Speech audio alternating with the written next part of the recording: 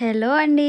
అందరికీ నమస్కారం. నేను మీ సౌజిని. మన ఛానల్‌లో పల్లెటూరి అందాలు, పంట పొలాలు, వారి జీవన విధానం, అదేవిధంగా వారి కల్చర్, ఇంకా ప్రకృతి అందాలు, చూడదగిన ఎంతో అందమైన దృశ్యాలు, ప్లేసెస్, అదేవిధంగా నా లైఫ్ స్టైల్.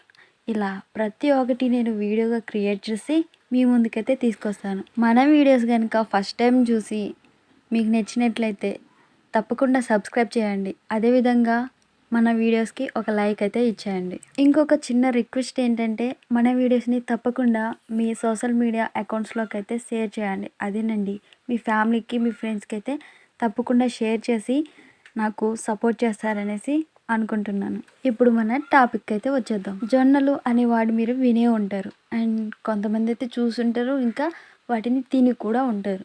జొన్నలు అనేవి మన లైఫ్ స్టైల్లో చాలా అంటే చాలా ఇంపార్టెంట్ రోల్ని అయితే ప్లే చేస్తాయి. మన ఇండియాలో 2 దశాబ్దాల క్రితం నుండి చూసుకున్నట్లయితే ఈ జొన్నల సాగు అనేది చాలా అంటే చాలా పడిపోయింది. సగానికి సగం పడిపోయింది. గత 2 దశాబ్దాల వెనుక మనం 12 మెట్రిక్ టన్నుల జొన్నలు పండిస్తే ఇప్పుడు కేవలం 7 మెట్రిక్ టన్నులు మాత్రమే మనకి చేరుకుంటుంది. ఈ జొన్న సాగు అనేది సంవత్సరానికి ఇంకా ఇంకా తగ్గిపోవడం వల్ల ఈ జొన్న రేటు అనేది చాలా ఎక్కువగా పెరిగిపోతుంది.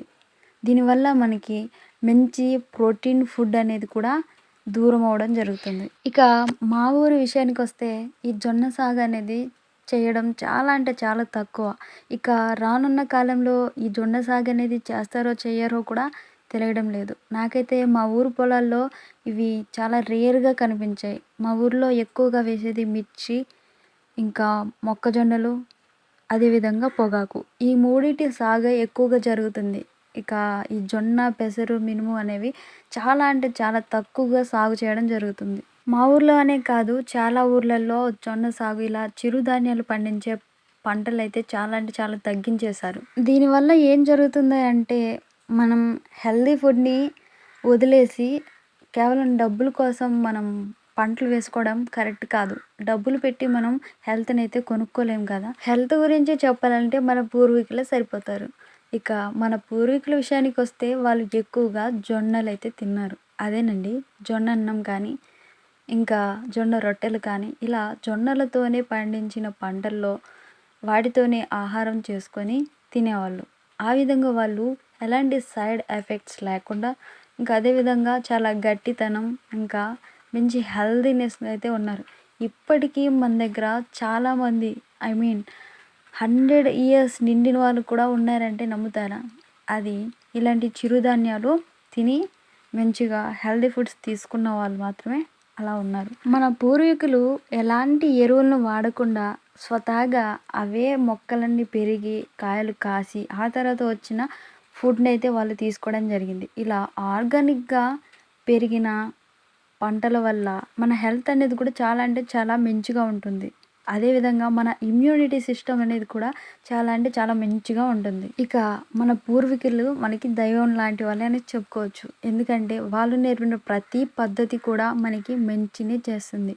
అదేవిధంగా ఏవో కొన్ని మూఢనమ్మకాలు మాత్రమే మనకి ఈ కాలంలో పనిచేయవు. మొత్తానికి ఏమంటారంటే చిరుధాన్యాలు అనేవి మనం పండించకుండా ఆపకూడదు. ఈ చిరుధాన్యాల వల్ల మన పొలాలు కూడా చాలా ఆరోగ్యకరంగా ఉంటాయి. అదేవిధంగా మనం కూడా ఆరోగ్యంగా ఉంటాము. ఇక మన ఫ్యూచర్కి కూడా మనం మంచి ఎర్త్ని, మంచి సాయిల్ని, మంచి గాలిని, మంచి నీళ్ళని వాళ్ళకి అందించాలి. కాబట్టి మనం కూడా ఎలా అయితే మన పూర్వీకులు మనకి తిరిగి ఇచ్చారో మనం కూడా మన ఫ్యూచర్కి అలానే హెల్దీ ఎర్త్ని అయితే వాళ్ళకి తిరిగి ఇవ్వాలి. ఇక్కడ నుండి ఇకపై మనం కేవలం ఆర్గానిక్గా పంటలు మాత్రమే పండిద్దాం. ఇక మనం హెల్దీగా ఉందాం, మన ఫ్యూచర్ని కూడా హెల్దీగా ఉంచుతాం. నా కోసం అనే స్వార్థాన్ని వదిలిపెట్టి మన కోసం అనే చేయూతనివ్వండి. ఇది ప్రాజెక్ట్ ప్రాణవనం. Please do subscribe.